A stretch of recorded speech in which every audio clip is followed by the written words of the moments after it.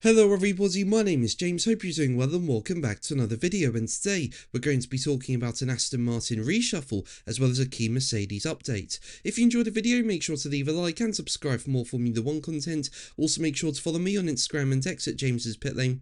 I'll leave links in the description, but let's jump straight into the video. So let's start with Mercedes, and I think it's fair to say that for these new 2026 regulations so far, it looks like Ferrari and Mercedes have made the best engines. In terms of Ferrari in particular, their reliability looks fantastic. I mean, the one that debuted in the Fiorano Shakedown covered more than 4,300 kilometers across the Barcelona and Bahrain Formula 1 tests. So essentially the power unit is said to have covered a distance equivalent to 14 Grand Prix without showing any reliability issues, which is just absolutely fantastic. And Motorsport.com say that from Wednesday onwards at the second Bahrain test, Ferrari will have a fresh unit available and will almost certainly use a fresh gearbox. However, in terms of Mercedes, that engine is looking really strong too, and with the innovation around the compression ratio, I think that's going to give Mercedes the edge come the start of the season. Now, as we know, with the introduction of new regulations in 2026, sustainable fuels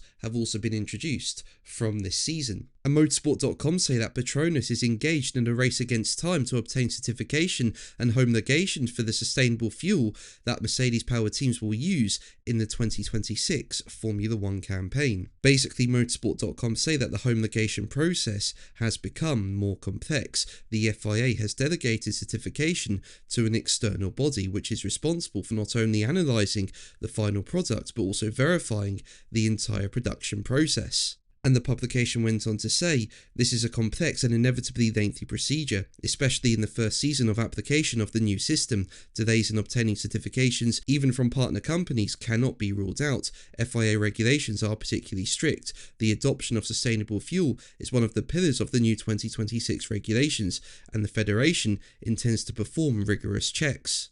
At the moment, there are no official communications from the parties involved. Come the Melbourne season opener, the possibility of the 8 Petronas-powered cars unable to take to the track due to a lack of fuel is unlikely. However, if the final blend is not approved in time for the Australian Grand Prix, Mercedes, McLaren, Williams and Alpine may be forced to use a provisional fuel. If, for example, certification for a specific component is missing, the regulations allow racing with a blend that does not contain that substance and is composed exclusively of previously approved elements, but it's impossible to know today what Petronas' strategy might be if approval from the certifying bodies does not arrive in time. And in a separate report, it's been reported that the only suppliers that have homologated their 2026 fuels are Shell, which are Ferrari, Haas and Cadillac, and BP, which is for Audi. The others are running out of time.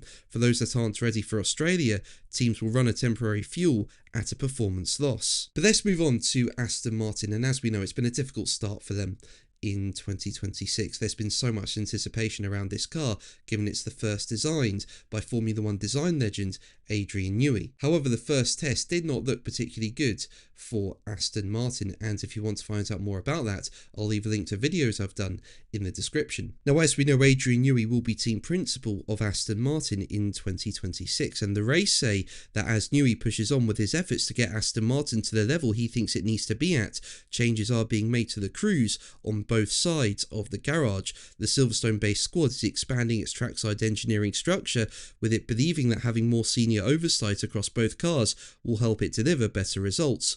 On Fernando Alonso's side, Chief Engineer Trackside Chris Cronin is to take on additional responsibility as the Spaniard's new senior race engineer. Having previously been Alonso's race engineer up until last year, he will become his point of contact on the team radio and will work closely with Alonso's current race engineer, Andrew Vizard. A wider reshuffle is taking place on Lance Stroll's side of the garage, with his previous race engineer Gary Gannon stepping up to become senior race engineer. Gannon is hugely experienced and became well known in F1 circles for his engineering role at Haas, where he worked with Nico Hülkenberg, Mick Schumacher and Roman Grosjean. Stroll's new race engineer for the 2026 season will be Stephen Glass, who originally joined the Silverstone-based team when it was Racing Point in 2019 and has most recently been a performance engineer. But that's going to be the video from me today. Thank you ever so much for watching. Make sure to like and subscribe for more videos, and until the next one, take care. Bye.